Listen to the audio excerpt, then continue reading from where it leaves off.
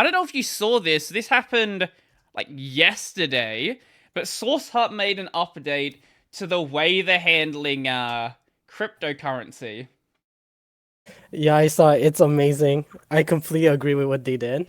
So for That's anyone who hasn't heard about this yet, SourceHut decided to update their TOS, and for the most part, are removing crypto projects.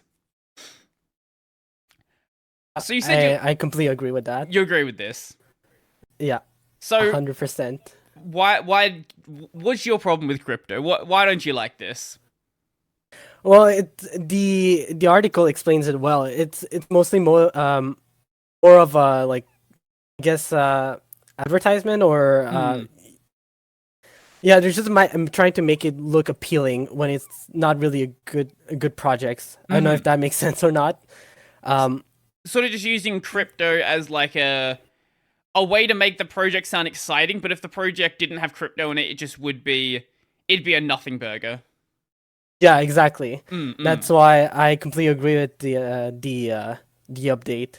So, SourceHut is planning to roll out updates to our TOS effective in 2023. The changes most likely to impact users is the prohibition of cryptocurrency or blockchain related projects on SourceHut.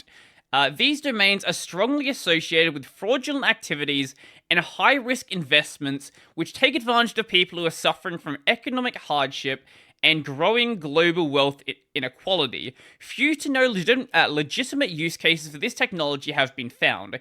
Instead, it is mostly used for fraudulent get rich quick schemes and to facilitate criminal activity such as ransomware, illicit trade, and sanctions evasion. These projects often encourage large scale energy waste and electronics waste, which contributes to the declining health of Earth's environment. The presence of these projects on SourceHut exposes new victims to these scams and is harmful to the reputation of SourceHut and its community. Jesus Christ, Drew. I've not read this yet. I just saw this happen before I went to bed last night. If you continue reading, it gets progressively worse. Like they even explained to some of the people they ban.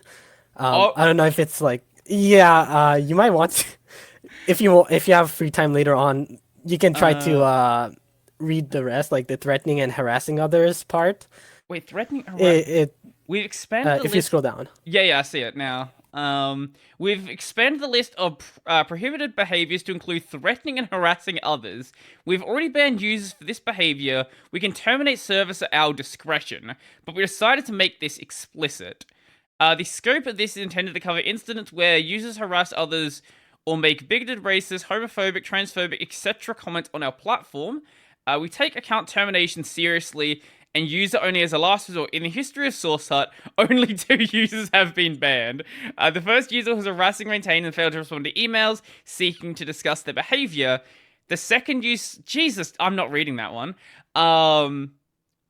Yeah, that's why I said try to read it in your free time because it gets worse. Yeah, I see that.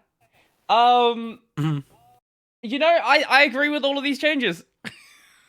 Me as well. That's why I was like, that is an amazing change, and I actually found that from your Twitter Mm. post.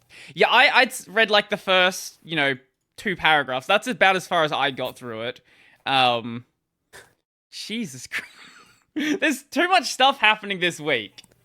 Like, we've got Yep. this, we've got a couple of days ago, Gnome shutting down their mailing list finally. And just like, fun stuff's going on. Yeah.